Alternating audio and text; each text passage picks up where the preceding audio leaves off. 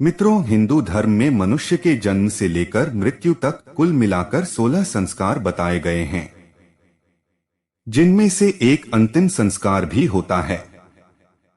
इन सब के बारे में 18 पुराणों में से एक गरुड़ पुराण में विस्तार पूर्वक बताया गया है, जिसमें यह भी विस्तार पूर्वक देखने को मिलता है कि आखिर घर में किसी की मृत्यु होने के बाद आखिर क्यों नहीं जलता चूल्हा। अब ऐसा क्यों है, इसके पीछे का कारण क्या है? तो आज हम आपको इस वीडियो के माध्यम से इसी विषय के बारे में विस्तार पूर्वक बताने वाले हैं, जो कि गरुड़ पुराण में बताया गया है। नमस्कार मित्रों, आप सभी का स्वागत है हमारे YouTube चैनल पर। आपसे अनुरोध है कि चैनल को सब्सक्राइब करें और कमेंट में जय श्री नारायण लिखकर परमात्मा को अपना आभार व्यक्त करें। मित्रों, वीडियो को आगे बढ़ाने से पहले हम आपको बता दें कि दुर्गा सप्तशती पाठ के प्रतिदिन के अध्याय आपको हमारे चैनल पर मिल जाएंगे। माता रानी का आशीर्वाद प्राप्त करने के लिए प्रतिदिन पाठ अवश्य सुनें। आइए वीडियो को आगे बढ़ाते हैं। मित्रों, गरुड़ पुराण में मनुष्य के जन्म से लेकर मृत्यु तक बहुत से खास और महत्वपूर्ण बातों का उल्लेख किया गया है। सनातन धर्म में जब किसी भी व्यक्ति की मृत्यु होती है, तब घर में गरुड़ पुराण का पाठ किया जाता है और घर में चूल्हा नहीं जलाया जाता। जब घर में किसी की मृत्यु होती है, तब भोजन किसी रिश्तेदार या फिर पड़ोसी के घर से आता है।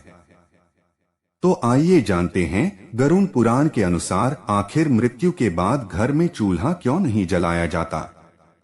कहा जाता है कि किसी भी व्यक्ति की मृत्यु होने के बाद 13 दिनों तक घर में पूजा पाठ नहीं किया जाता और न ही घर में चूल्हा जलाया जाता है, जब तक मरने वाले की आत्मा मोह माया से मुक्त नहीं हो जाती, तब तक वहां चूल्हा नहीं जलाया जाता।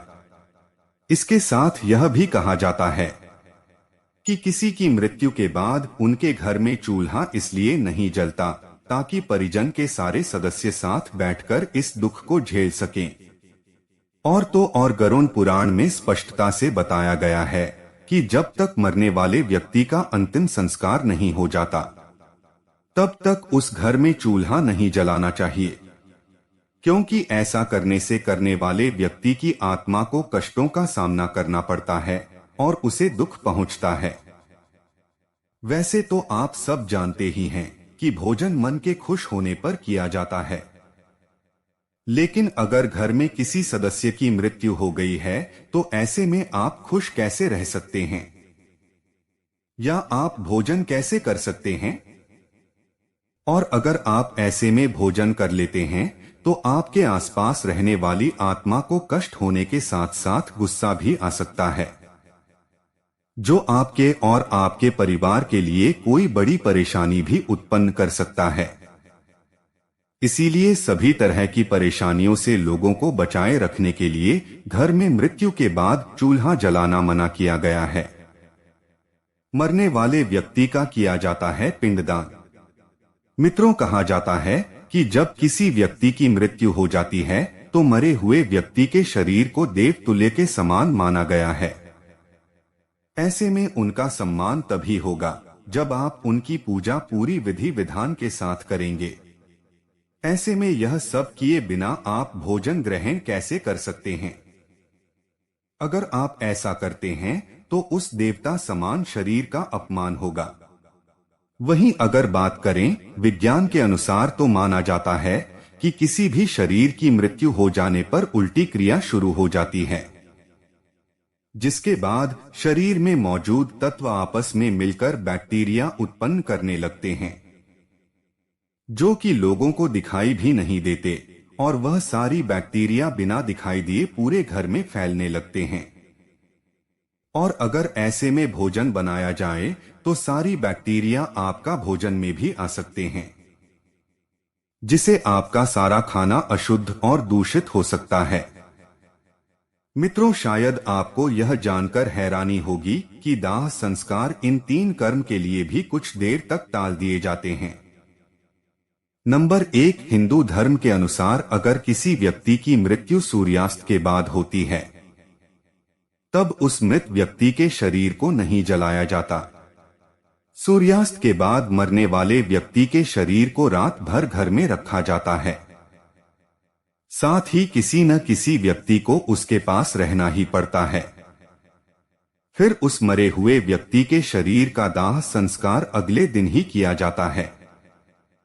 गरुड़ पुराण के अनुसार अगर किसी व्यक्ति के शरीर को सूर्यास्त के बाद जला दिया जाए तो ऐसे में उसे व्यक्ति की आत्मा नरक में निश्चित ही जा सकती है, जिसके बाद उसे मुक्ति पाना काफी मुश्किल होता है।